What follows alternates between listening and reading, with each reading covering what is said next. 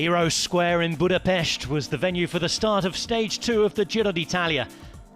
It came on the heels of a brilliant win on a road stage for Mathieu van der Poel ahead of Binyam Girmay, and a nasty crash for Caleb Ewan that put him out the running after he'd hung on brilliantly on the uphill finish in Visegrad.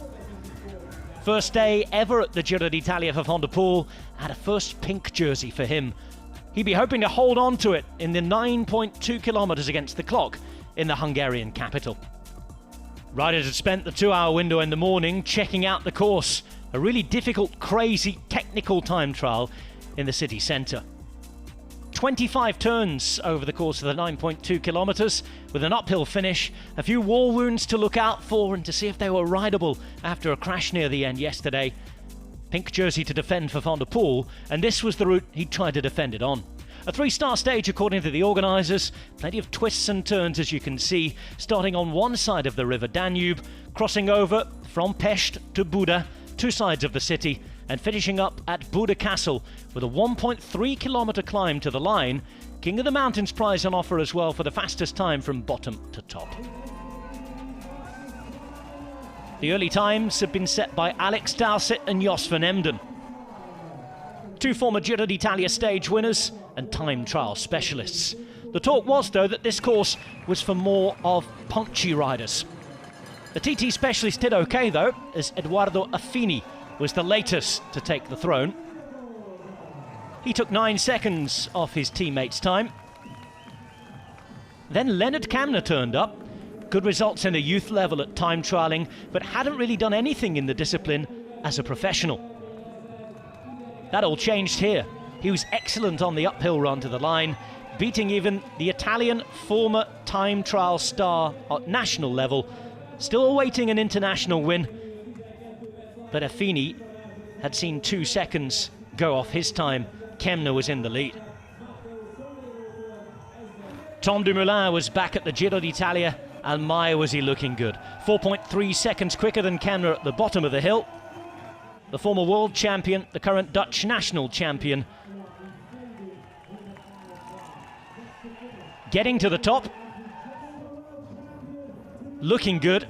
By this time it was Sobredo who had put himself on the throne, and the current Italian champion was beaten. Dumoulin the quickest, and looking like he was going to take the stage win. There were some good performances from Tobias Foss, the Norwegian champion too, and several other GC contenders. Simon Yates, one time trial win in his career at Paris-Nice. This year at the same race he'd looked good on brand new equipment after a sponsor change at Bike Exchange. And he looked so good here that he even took time out of the former world champion. An incredible performance from Simon Yates. 5 seconds quicker than Tom Dumoulin, the time trial of his career. Vincenzo Nibali was racing one of the best races against the clock he'd ever put in as well. Talk of maybe losing time and winning a stage. Forget that, Nibali was in 3rd place as the former Giro d'Italia winner Richard Carapaz was trying to limit his losses. He was another who put in a solid enough performance.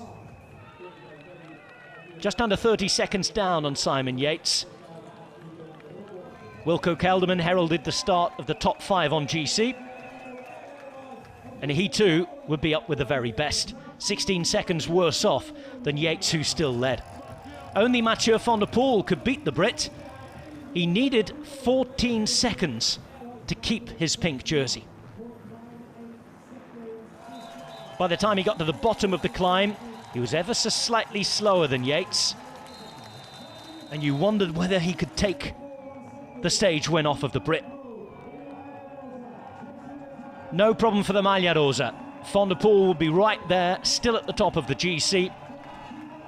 But he wouldn't be quicker than Simon Yates. A handful of seconds the difference. Van der Poel unable to be as good as Yates in the TT. He was mightily close. Yates celebrating a first ever Grand Tour time trial stage win for the man from northwest England. It's his 5th Giro d'Italia stage win, and he won it by 3 seconds ahead of Van der Poel, 5 in front of Dumoulin with Sobredo, and one of the other performances of the day coming from Ben Chulett on time trial debut at a Grand Tour. Van der Poel out of breath, out of energy, but on the podium. He retained the lead of the Giro d'Italia after 2 days. 11 seconds his lead over Simon Yates going into stage 3. Dumoulin looking good at 16 seconds in third.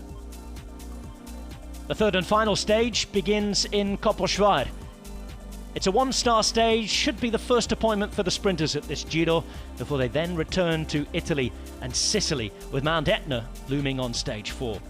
One final late lump for the King of the Mountains competition, but it's as flat as they come at the Giro, finishing in Lake Balaton Fured, after 201 kilometers. Hungary has put on a great show. The crowds have been fantastic. The racing has been exceptional. We've witnessed one of the best Grand Tour time trials we've seen in recent years. Now it's the turn of the sprinters. The Giro d'Italia live on GCN+, Discovery+, and Eurosport.